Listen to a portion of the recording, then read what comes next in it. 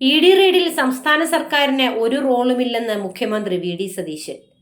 കേന്ദ്ര ഏജൻസി നേരത്തെ രജിസ്റ്റർ ചെയ്ത കേസിൽ അന്വേഷണത്തിന്റെ ഭാഗമായാണ് അവർ നടപടി സ്വീകരിക്കുന്നതെന്നും സതീശൻ പറഞ്ഞു.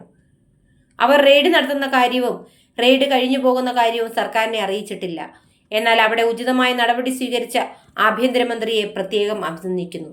ഒരറിയിപ്പ് ലഭിക്കാഞ്ഞിട്ടും അവിടെ പോലീസിനെ അയച്ച് സംഘർഷം ലഘൂകരിക്കാൻ കഴിഞ്ഞെന്നും മന്ത്രി പറഞ്ഞു. മോദി വി ഡി ഡീലാണ് റെയ്ഡെന്ന CPM ആരോപണത്തെ സതീശൻ പരിഹസിച്ചു.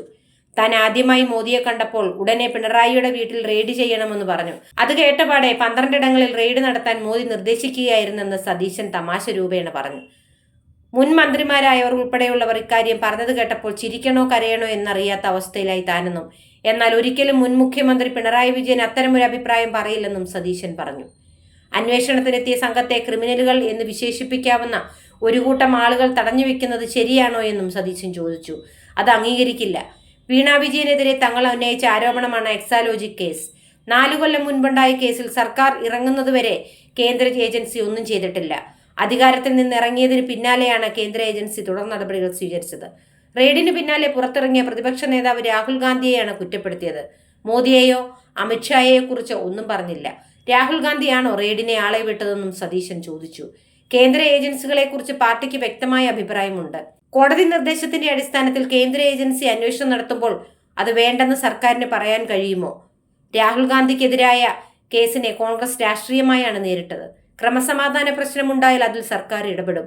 അത്തരം സംഭവങ്ങൾ ആവർത്തിക്കപ്പെടാൻ പാടില്ല. അവിടെ ഗുരുതരമായ കുറ്റകൃത്യമാണ് ഉണ്ടായതെന്നും സതീശൻ പറഞ്ഞു. മാധ്യമങ്ങൾക്കെതിരെയും സതീശൻ രംഗത്തെത്തി. ഒരു കാര്യത്തിൽ മറുപടി പറയാനുള്ള തീരുമാനം തന്റെ അവകാശമാണ്. അതെങ്കിലും തനിക്ക് തരണം. ചോദിക്കുന്നതിനിടെ ഒരു മൈക്ക് തന്റെ മുഖത്ത് വന്നാണ് ഇടിച്ചത്. അപ്പോഴും ഒന്നും പറഞ്ഞില്ല. ഒരു വിഷയത്തിൽ പഠിച്ചിട്ടേ പറയാവൂ എന്നതാണ് തന്റെ രീതി. താൻ ഒളിച്ചോടുന്ന ആളാണോ എന്നും സതീശൻ ചോദിച്ചു.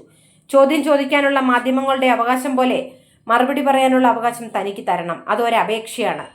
മൗനി ബാബയെന്നടക്കം മാധ്യമങ്ങൾ തന്നെ വിമർശിച്ചു. നിങ്ങൾക്ക് മുഖ്യമന്ത്രിയായിരുന്നപ്പോൾ പിണറായിയുടെ അടുത്തേക്ക് പോകാൻ പോലും കഴിയുമായിരുന്നോ?